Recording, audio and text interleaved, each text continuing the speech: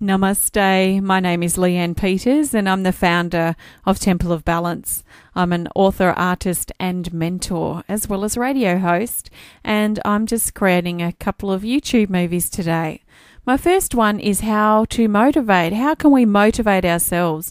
If you know me, you'll know that I'm actually highly motivational person. I can easily motivate myself and I can seem to pretty easily motivate many other people as well. So this is one hot question that's been asked of me and one that I wanted to share with you further here on YouTube. So how can you personally motivate yourself? I guess you can't really motivate others until you can motivate yourself. So interesting. For me, I tend to stay focused. I really feel that focus is essential in keeping yourself personally motivated. I also feel that by recognizing your body and what's going on, how you're feeling, what's going on in your mind, and what's going on in your life, really making sure that you're happy in the life that you're living right now. By being aware of all these things, we can tend to really easily or easierly notice when we're feeling stuck or stuck in a sort of a rut. And it's during those times of rut for me that if I've been going through it for a few hours, because I won't let myself go through it for more than that, then I start to pull myself out. First of all, I start looking at why. Why am I feeling like I'm in a rut? Is it just a rainy, miserable day and I'm not really feeling like doing much? That's okay. I can just flow with having a bit of an afternoon off. That's fine.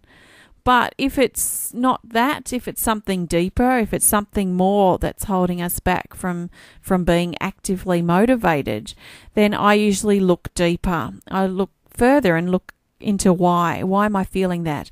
I might not know exactly why. I might not be able to find a reason.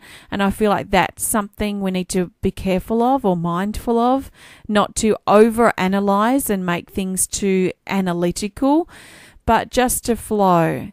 So if you can flow with why you're feeling that, can I pull myself out of that? What can I do to pull myself out of this rut that I'm in today, or this rut that I've been in for some time? Sometimes we just have to take a deep breath and step out of our comfort zone and take a bit of a risk. This may be something small, maybe like, I don't really feel motivated to exercise today, but I'm trying to lose weight. And then so the next day rolls around and then you feel even worse because you didn't do it yesterday. Maybe you haven't done it all week. And then, I don't know if I can be bothered doing it today either. So then you put it off.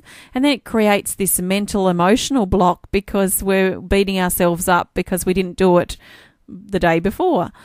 So I really feel that without thinking too much about it, without over-analysing, if you can just sort of get up and do it, get up and take some steps, even if it is, say, losing weight, for example, and going for a walk, it may be just, okay, I'm going to walk to the shop today. So forcing yourself to walk that few extra minutes or those few extra miles, depends how far away the shop is for you. But like for me with walking, I've started walking my kids to the bus stop, which is a good hour round trip.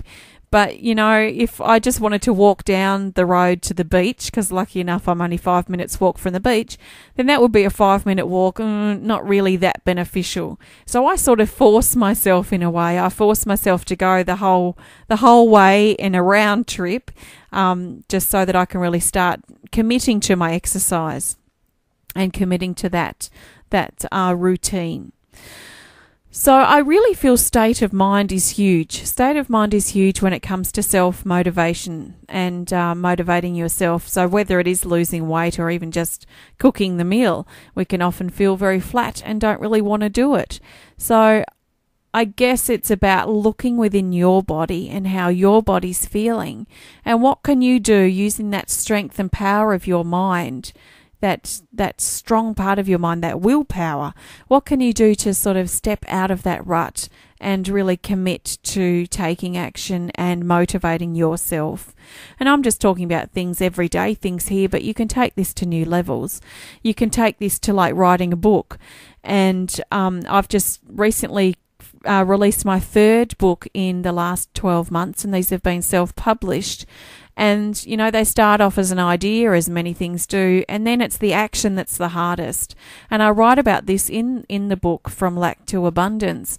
I write about it in there, about how we can become overwhelmed or doubtful and not follow through with those action steps. And it's those action steps that are really essential for these projects, like a book or whatever else it might be, to manifest in our life. If we don't take action, then it's probably not going to happen. And this is the place where many people give up. So I would be working on strengthening your mind, really strengthening your mind, especially your willpower, your self-control, and use that strength in your mind to push it through, to take the action that's needed, to seek expert advice, to find the resources that you need, or to motivate your body to exercise or give up habits or whatever it might be. And use that strength in your mind to really focus on seeing this through. I really feel that's where a lot of it's based on our state of mind. So I'd be working on letting go of doubts, letting go of insecurities, letting go of fears or resistances that you have towards the unknown, and stepping out of that resistance. Or like I do, I use resistance and fear as a motivator, and I use it to motivate me forward into unknown areas. Because through my experience over the last 10 or 15 years, since I really opened up spiritually, I've noticed that my resistance tries to hold me back and tries to hold me in that space of pain and hurt and suffering and why me and victim mode. But when I recognized that, because I was listening to what was going on, I then started seeing that, okay, why are you trying to hold me back? Why was my ego trying to hold me back in my hurt and pain? That's because something great was coming from that.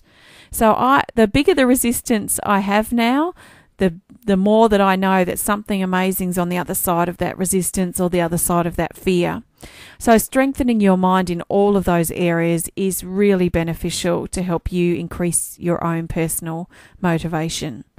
Sometimes other people around you may help motivate you too. So look for those motivational people just through your day-to-day life that seem to lift your spirits and help push you forward and help you strive further and deeper. It's through those people too, they will help pull you through. So look for those people to help you. You don't even need to really spend some one-on-one time with them. It might just be watching and observing what they're doing in their life and using that action that they're taking to motivate you further into action. Because other people can motivate us really quite easily if we allow them to. So I trust that resonates with you and is helpful in increasing and boosting your own personal motivation. They are my tips anyway. There's certainly no rules. That's just what I've learnt and what works for me.